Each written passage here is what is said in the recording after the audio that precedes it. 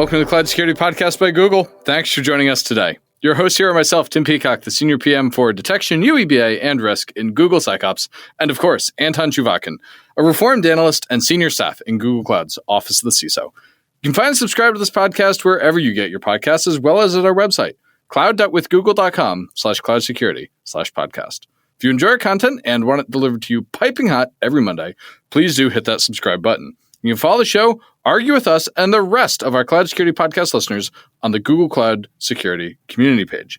Anton, we have a CEO joining us today. That's a new one. Correct. Well, it's not really a new one. A public company CEO. Okay, fine. Yes, that's a new one. But the topic is also simultaneously old, very old, and also very now. So this is one of those topics in security that if you take a time machine, you fly to...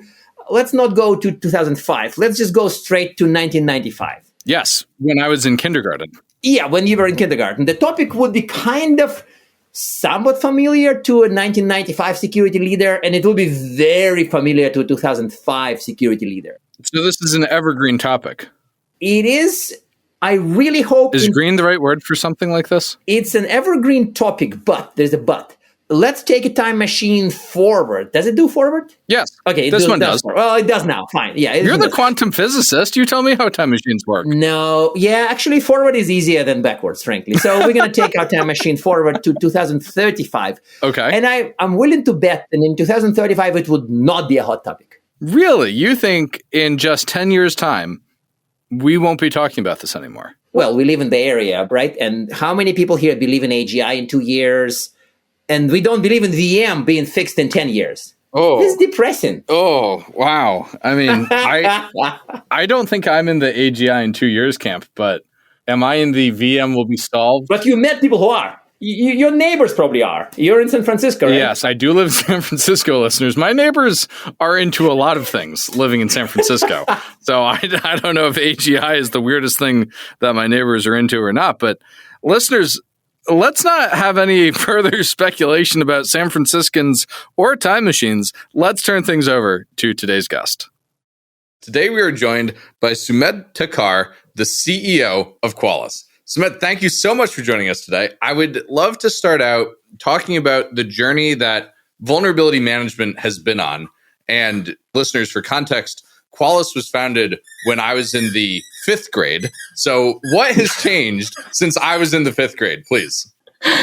Thank you so much, Tim. That's a great way of dating, periodic table elements, right? But I think it's a very, very valid question. But first of all, thank you for having me on this talk. And thanks to you and Anton for this conversation. It's interesting. Some things have changed and some things have not really changed, right? If you look at the fact that if you just look at the last year's Verizon data breach report, vulnerability exploitation as a way for breaches is the number 2 reason why breaches are happening. And actually the way the trajectory is going is expected to exceed even credentials and phishing as a way to exploit and conduct breaches. And so in many ways, that hasn't changed. That vulnerability management is really crucial for every company. You're not going to find a single company that says we're not going to do vulnerability management and patch management. So that stays the same. What has happened, however, and for me, being at Qualys for 21 years, thank you, when you were in 5th grade, I started here, is back in the day, I remember a Gold Star customer was somebody who would scan their entire network of 5,000 servers once every 90 days, and then they had 90 days to patch. And it was, the time you had was a lot and enough. And so now what has changed is that the scale has changed and the speed has changed. And so just in 2024, almost 40,000 new CVEs were reported, right? And that was a 40% increase from the year before. And the speed at which the attackers are exploiting those vulnerabilities, it used to take a long time to exploit vulnerabilities. I think that speed has now actually come down, has a 70% decrease in the time it takes to exploit the vulnerability. And so there's more of them and we're exploiting them faster. Exactly, right? And oh boy. And that's the thing, right? Really, that has changed. And it's natural because look, compared to 10 years ago, 20 years ago, digital transformation, everything is digital today, right? Like whether, you have countries where you're paying by scanning QR codes and thumbprint data and, you're today or medical, everything is digital. So there's just more software being written and more software being deployed and a lot of new assets, right? And so that's natural. And I'll say that having been a programmer myself for many years, it's just physics, right? The more lines of code you write, the more vulnerabilities total you're going to have in the code base. And so that's what organizations are feeling now. And that's kind of the state where we are, where it is important. It is a key factor. However, it is too much and too fast. So now the question is, how do we address that? It's not as if people are going to stop writing software. So what do we do? Yeah, I mean, that's the thing, right? Like you're going to have, and, we'll see how AI writing software and all of that. But I mean, just as a little bit of a facetious thing, I say that the AI writing software has been trained on the same code that has had all these vulnerabilities. So it will remain to be seen. Yeah. Is it good at reproducing those, or is it actually good at not reproducing those, right? But no matter what, I think it is going to be something that vulnerability management still continues to be a significant defense mechanism for almost every organization. It is just that, let's reset this, right? Like at the end of the day, cybersecurity is a risk management exercise for a business. Yes. And so when you talk about risk, the first question is how much, and the money part of it. And so now when you're talking about so much volume of vulnerabilities and so many patches and stuff like that, it costs money. And so that's where now today we are, where it's like, well, how much should I be spending? I cannot fix every vulnerability that's out there. I cannot even fix 10% of the vulnerabilities being detected. So which are the ones that I should spend my money in fixing so that I get the maximum risk reduction for my organization? And that's the maturity journey that we are on. And that's, I think, is evolving with vulnerability management. Other than, of course, you have more vulnerability sources that are coming in, OT and IoT and a few things that were not there a few years ago.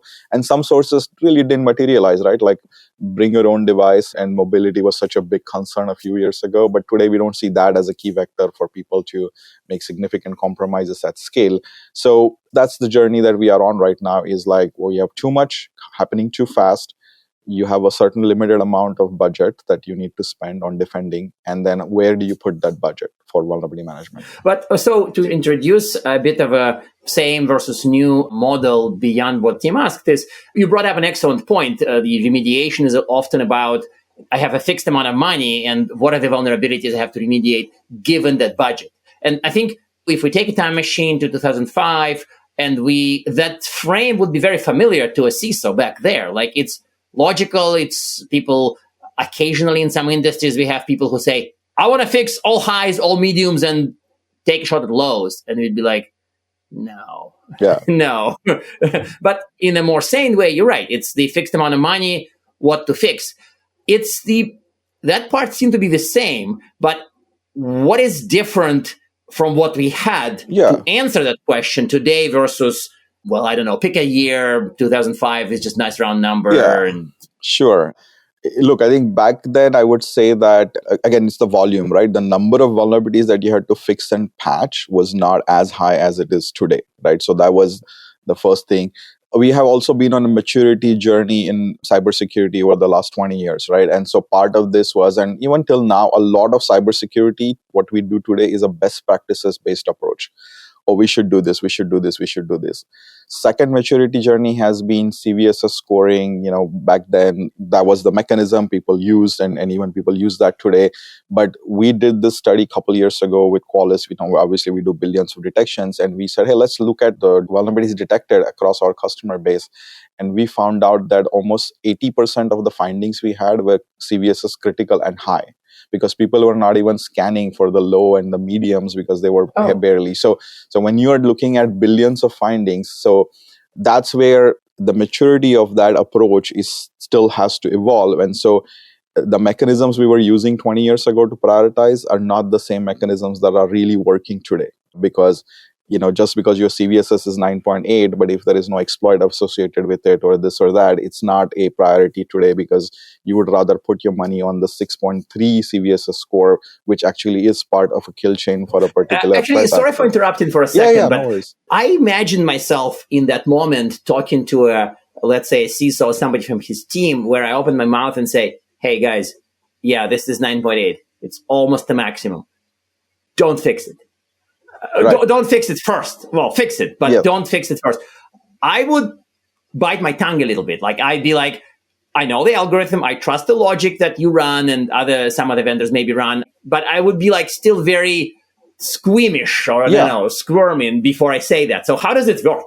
Well, absolutely. And that is what you have to be able to provide is the justification and the explanation of why a 6.3 should be fixed and why a 9.8 is not as important, and explaining that. And so that's why I say it's a maturity journey that we are on right now, right?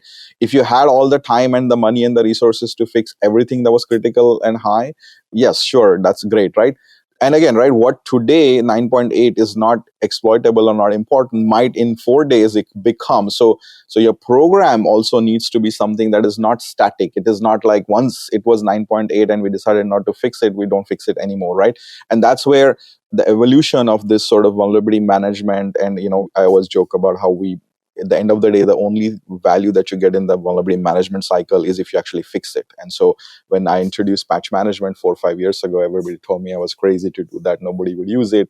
But Qualys, we have 110 million patches deployed just in 2024 by our customers, because remediation is super important. And so today it is really about how do you operationalize the entire workflow of detecting all your assets, detecting the actual vulnerabilities, prioritizing them based on the threat intelligence, but I will also add the business context of the machine. And then if you cannot get it remediated, what's the point of all this investment, right? I mean, you can build all these dashboards and take selfies with it, but if you didn't fix the vulnerability before an attacker got there, what was the point, right? So this operationalization journey now is super important. Otherwise, it's like, if you just keep scanning and not having a good program to fix the right one, then that's like, you weigh yourself 4 times a day, but you don't go to the gym. Okay. Yeah. I mean, I'm stuck now. You put a very interesting image of taking selfies with dashboards in my head. So unfortunately, this now poisoned my mind and going to spread, and I'm going to tweet about it like crazy and all that stuff. So this is definitely a really good metaphor. And people do effectively do that. Like they increase the frequency of scans without any change in process. And right. Even in quote unquote days when I did this thing at Gartner, I've had people who say, I want to switch to daily scanning. Yeah. And I said, well, is your remediation process any better compared to 5 years ago? And said, nah, it's the same process. Right. Okay, wait. So explain this one to me.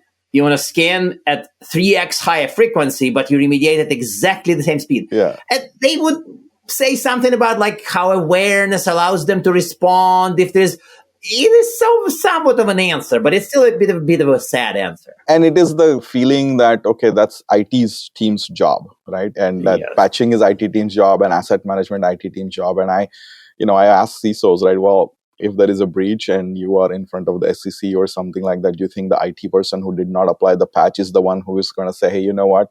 Never mind, I will go and face the music. No, it's still the security team who has to be in front of the board and everybody. And so security team needs to have a big stake in helping and making sure that remediation actually happens. And that's why 4 or 5 years ago, when I noticed that vulnerability volume was going up too much, and people were not going to focus on finding more things, people were going to focus on getting the right things fixed, and we introduced patch management, it validated that 110 million patches deployed by Qualys just in 1 year really validated that security teams are actually a key part of making sure that they're getting these things fixed. And so that's where the evolution has happened. Is we started saying, let's use threat intelligence, but even after using threat intelligence, right, you still have a lot of findings. And so how do you make sure that they apply from a business perspective? And I always give this example of like, if I tell you that you have 2 business units, one has a risk score of 900 on 1,000, which is pretty high. Another is 750 on 1,000, which is, not so high. Which one will you prioritize to fix first? People pick the 900.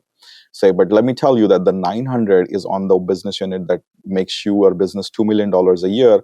The 750 is on a one that makes $500 million a year.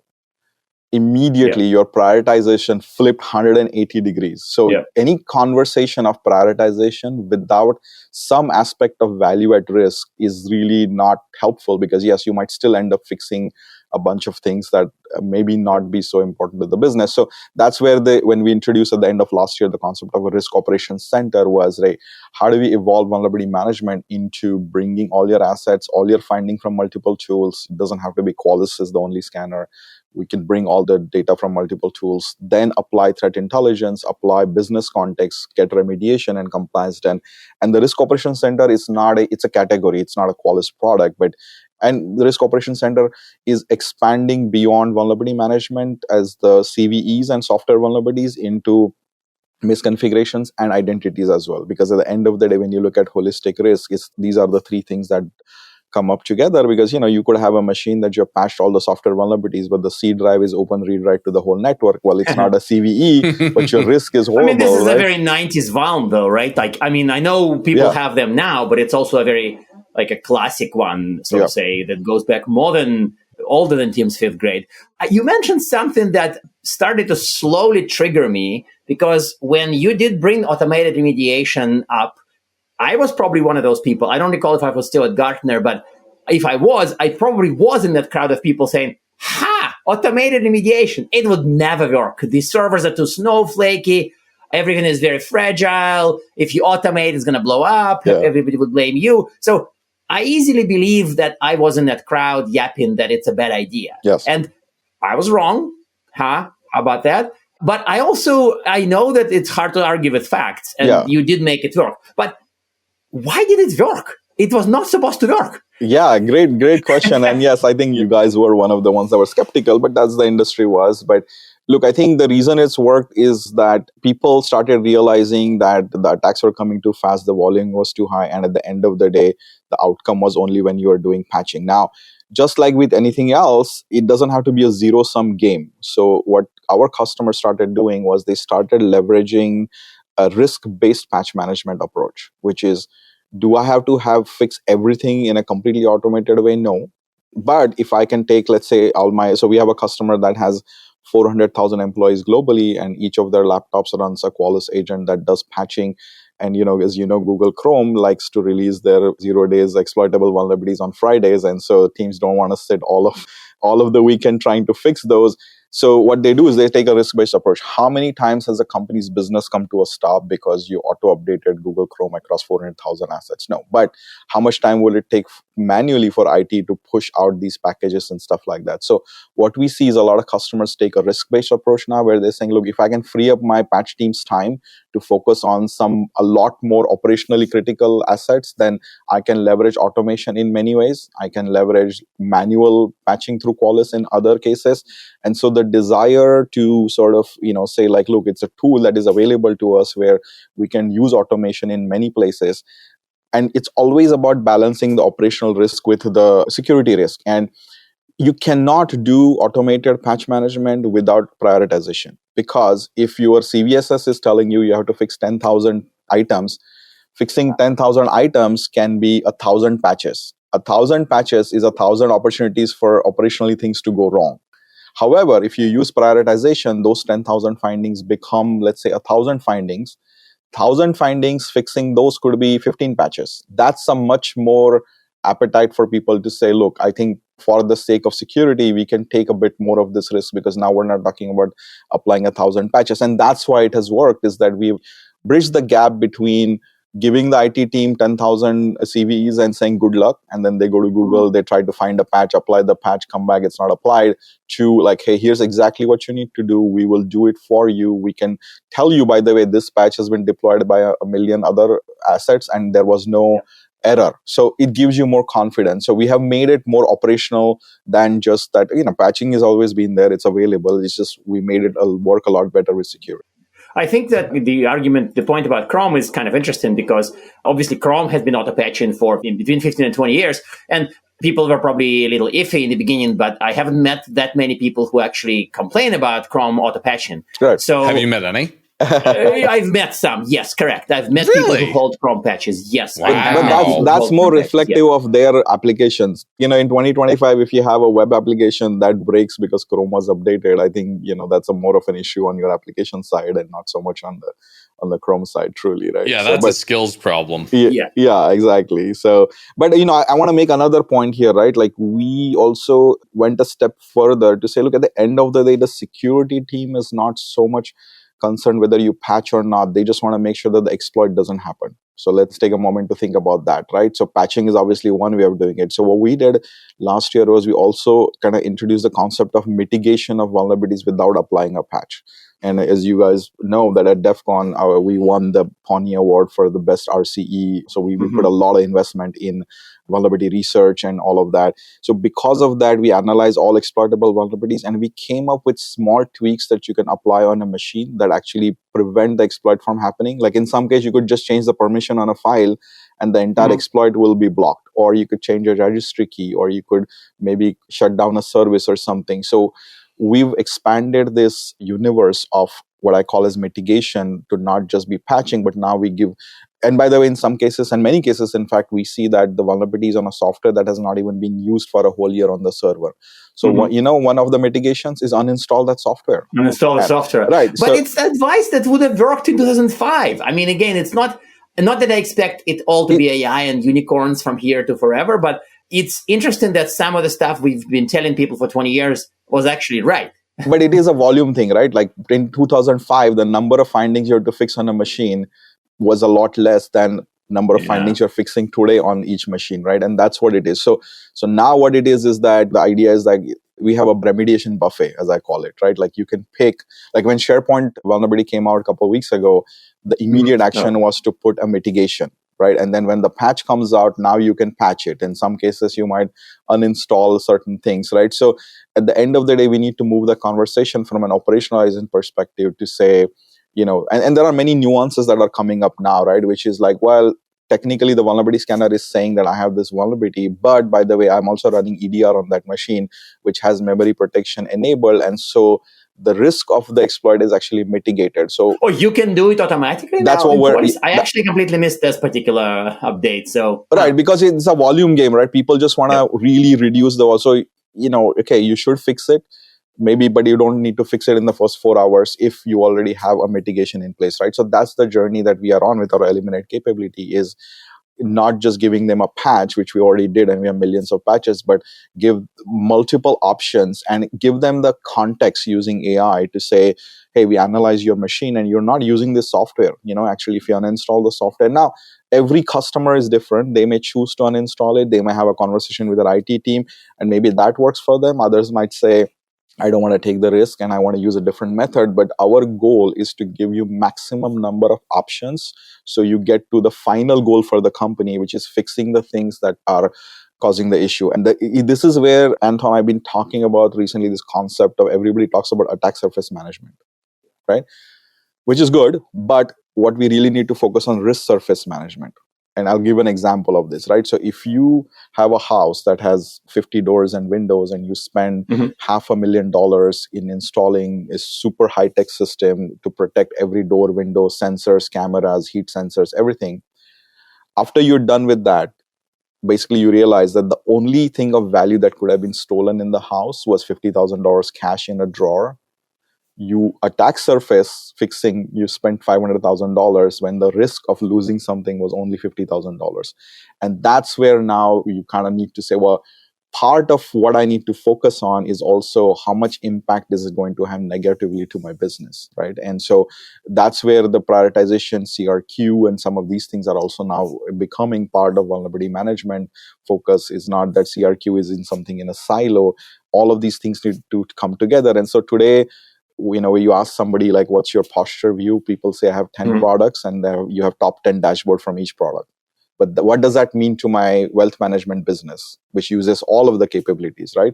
You cannot tell. So we play this, what I call as the vulnerability of whack-a-mole, right? Like we all went through this nightmare of Log4j. So before we get into that, I want to ask one slightly different question, and then we have to move to closing. Yeah. How has cloud fit into your future vision of this? That's a great point. I think cloud has definitely created the problem of speed has become quicker and faster and complexity. But on the other hand, remediation has simplified in some cases because you don't have to fix every machine. You can actually patch the original image and then you can respin up. But that's where the mitigation capabilities are important, because when a 0-day breaks out, you may not be able to rehydrate your machine and spin everything up in the 4 hours. So we have first is to apply a mitigation. Then second is to use patching on the base image. So it just shifts. But the fact that if you have something that's running in the cloud or not, if it is exploitable, you are going to have the nation state attackers immediately use AI and automation to start. And that's where it's imperative for the defenders to also use AI now in this world, right? Because I always say this, right? A vulnerability becomes a problem only when somebody finds it. Because that's why we find something that's been in the code for 10 years. It was never an issue. Wait. Be a little careful here. If somebody finds it, yes. But if somebody on the bad guy's side finds it and not tells you, it's still a problem, right? Well, they count as somebody. No, I know. But that's still somebody. People too. Because you see like sudo, there was some code that has been there for 10 years and the vulnerability is always there. It was never an issue. Nobody knew about it. But when it becomes... But so now if you have AI that is analyzing software, you can have bad guys are going to look at open source software out there to say, hey, can I just run AI on it to find out potentially, more vulnerabilities now?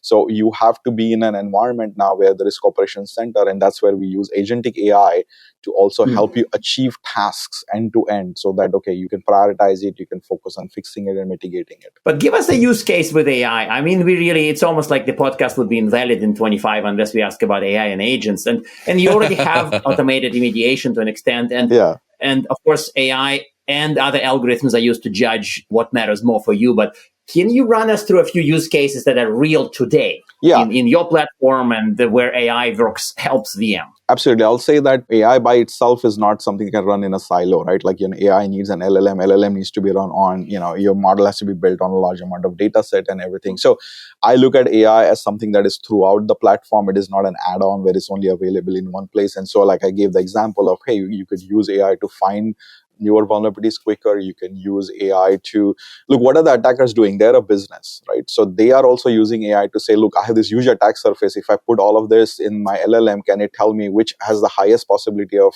success? They are using AI. So that's another case when you analyze your attack surface. You might have thousands of things, but which have the highest possibility of a successful exploit, you can get to that.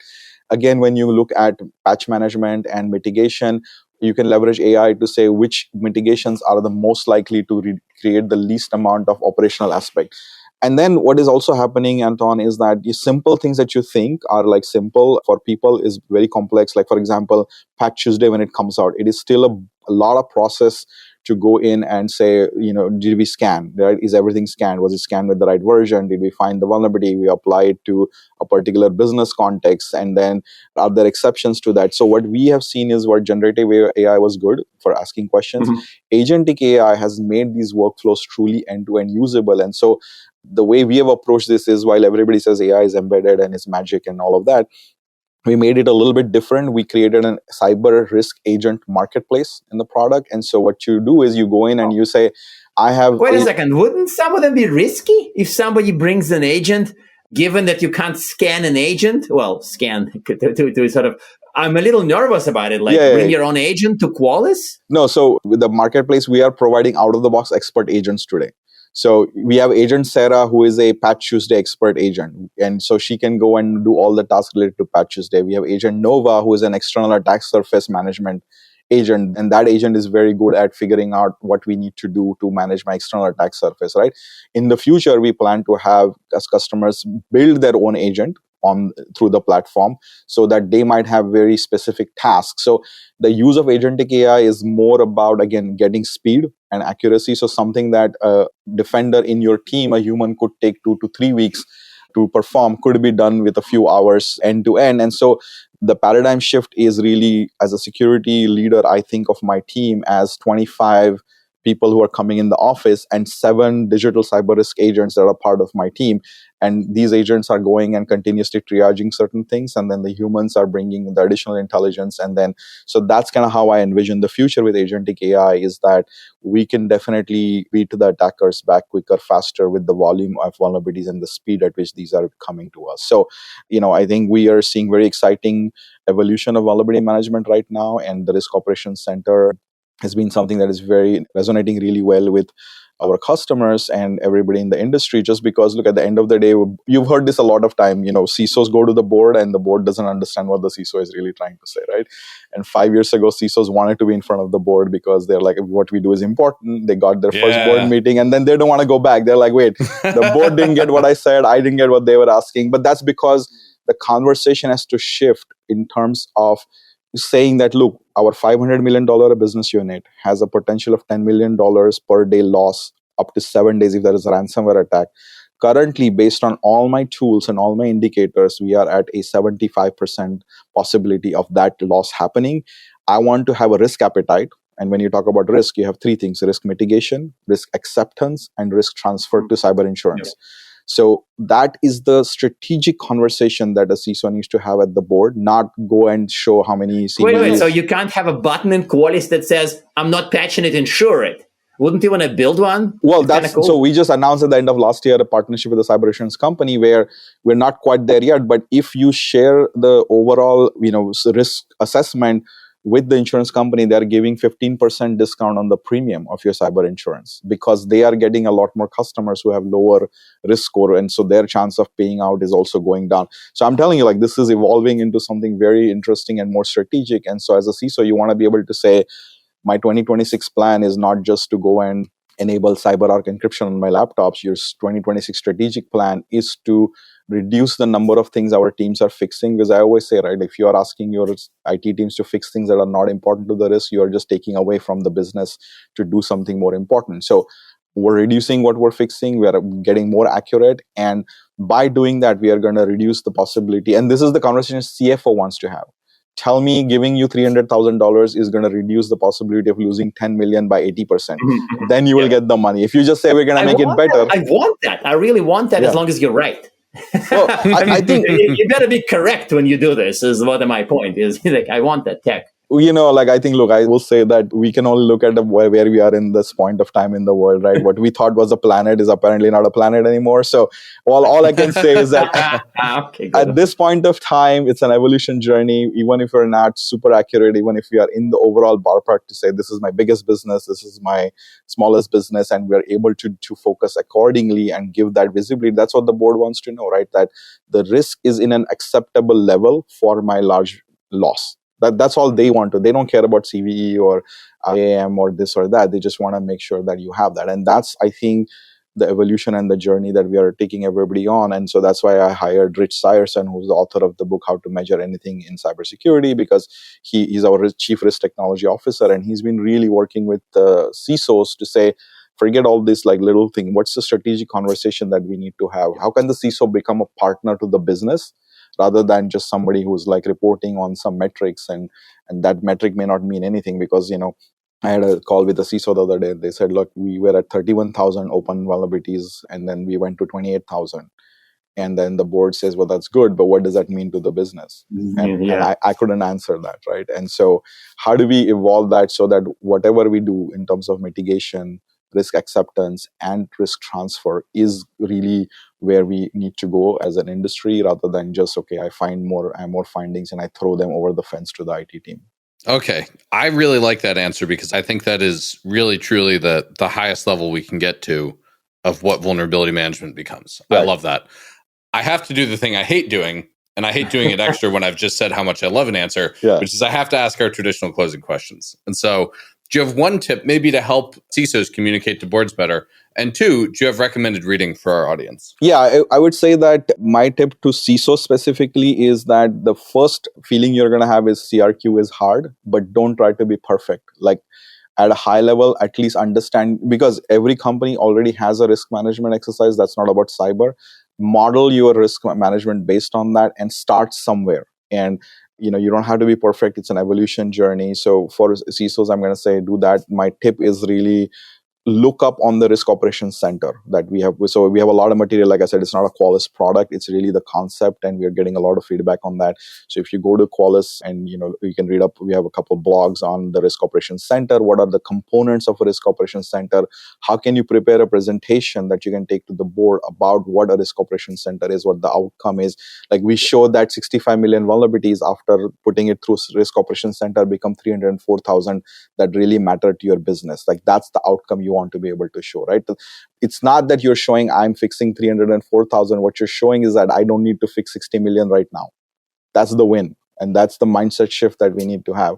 And so there's a lot of material out there on the Risk Operations Center. And of course, the Rich's book on cyber risk quantification is very high level, but it's also interesting to read.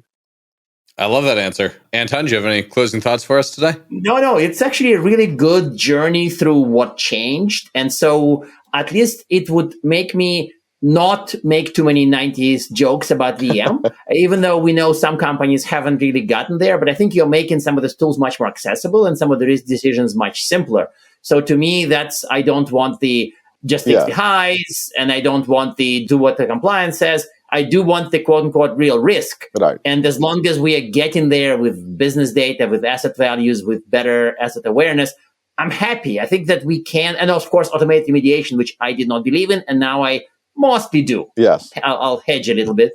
So thank you for the journey for us. Of course. Thank you very much for having me. And like I said, right, 5 years ago, we had this idealistic vision that everybody's like, it would be nice to have a remediated automation, but nobody would do it. And we proved them wrong. And I think we're doing the same now, really.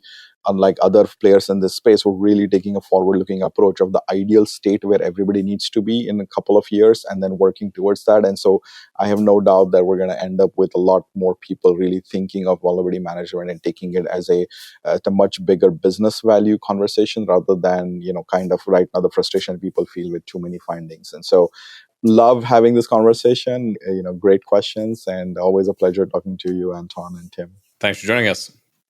And now we are at time. Thank you very much for listening and, of course, for subscribing. Please subscribe so you can get new episodes piping hot. And if you love our content, please drop us a review on your platform of choice. You can find this podcast on YouTube, Apple Podcasts, Spotify, or wherever you get your podcasts. Also, you can find us on our website, cloud.withgoogle.com/cloudsecurity/podcasts. You can argue with us on the Google Cloud Security Community site, googlecloudcommunity.com. You can follow us on x.com/CloudSecPodcast. Tweet at us, email us, argue with us. And if we like or hate what we hear, we can invite you to the next episode. See you on the next episode of the Cloud Security Podcast by Google.